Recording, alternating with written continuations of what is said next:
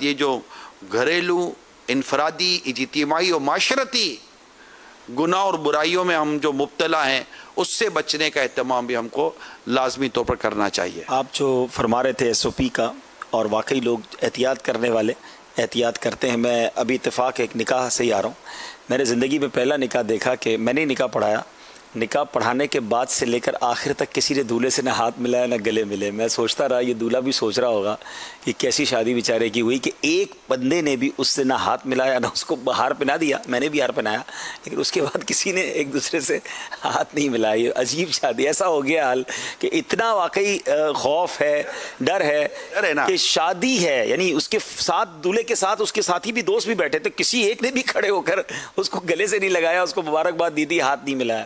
چلے وہ احتیاط کے نام پر ہو گیا، لیکن وہی آپ والی بات ہے کہ ایک چیز ضنی ہے. حالانکہ یہی ہاتھ ملا لیتے، سارے ہاتھ دھو لیتے. کوئی اندر باہر اندر سے آتا، کوئی انٹیریئر سے آتا، جیسے کہ کورونا کا نام سنا سب کے ساتھ سب وہ تو آتا، ارے بھائی مبارک ہو.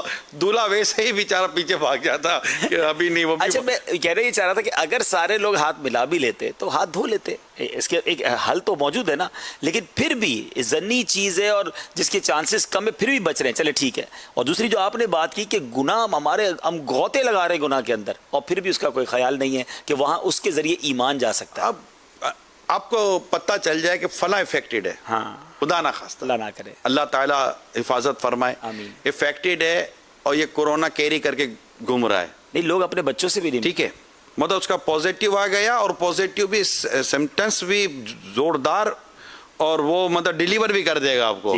ٹھیک ہے، اس کے قریب کون جائے گا؟ کوئی بھی نہیں جائے گا. ماں نہیں جائے گی، باپ بھی نہیں جائے گا، بیٹا بھی نہیں جائے گا. اگر بیٹا ہے تو ماں باپ بھی نہیں جا رہے، کیونکہ اچھا اب چونکہ اب اس کی صحبت جو ہے نا وہ کورونا میں مبتلا کر سکتی ہے، ناٹ کمپلسری ہے. مطلب یہ تو ایک وائرس کی چیز ہے. لیکن ڈاکٹرز تو جاتے ہی نا ایکوپمنٹ پہن کے جا رہے ہیں، تو اتنا ڈر ہے. لیکن پتہ ہے کہ اس کی صحبت میں بیٹھوں گا تو بے نمازی بن جاؤں گا، اس کی صحبت میں بیٹھوں گا تو میرے عقائد، میرے نظریات، میرے اخلاق، میرے اعمال، میرا کردار تباہ ہو سکتا ہے. اور اس کے شواہد موجود ہیں. کہتے ہیں ہم تو بیٹھتے جناب، کرتے تھوڑی ہیں، شرابی ہیں دوست، ہم نہیں پیتے. اور اس کے بعد بیٹھو نا، اس کو کچھ نہیں کرنا، پتہ چلے جوا کھیلتے ہیں، میں تو صرف دیکھ رہا ہوتا ہوں، میں نہیں کھیلتا. یہ عجیب جواب دے رہے ہوتے ہیں کہ وہ کر رہے ہوتے ہیں، ہم تو صرف کمپنی دیتے ہیں ان کو. اچھا ایک اور بھی میں آپ کو سینیریو بتاؤں، اس وقت ہوا ہے کراچی میں بالخصوص.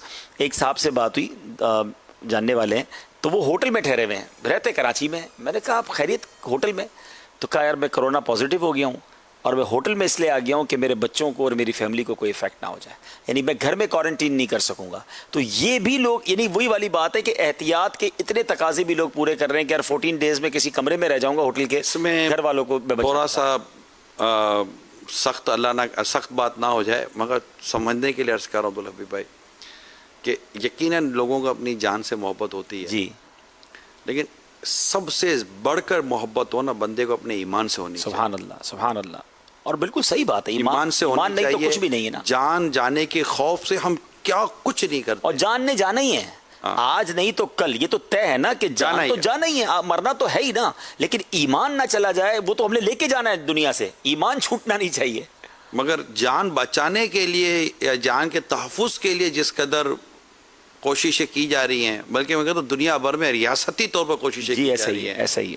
اگر کوئی ریاست ہے کورونا سے بچنے کی جتنی اقدامات اور مشاورتیں اور میٹنگ اور اجلاس ہو رہے ہیں، اگر سود سے بچنے کے لیے، یعنی اس سوسائٹی کو کورونا سے بچانے کے لیے جتنے اقدامات کیے جا رہے ہیں، اگر اسی سوسائٹی کو سود سے بچانے کے لیے اور سود سے پاک کرنے کے لیے اقدامات کیے جائیں، منشیات سے پاک کرنے کے لیے کتنا ضروری ہے. اتنا سر جوڑ کر بیٹھا جائے، اتنی کنٹینیو میٹنگز کی جائیں، یعنی کہ کروڑوں لوگ، لاکھوں کروڑوں لوگ نشے میں مبتلا ہیں، ایسا ہے.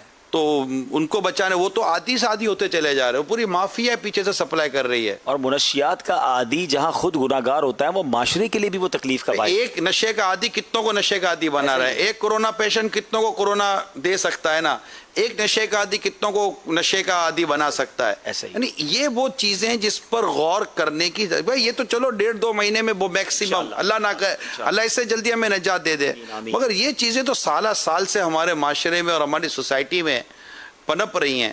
ان کو ختم کرنے کے لیے اقدامات ہونے چاہیے. کچھ کالز لیتے ہیں جی.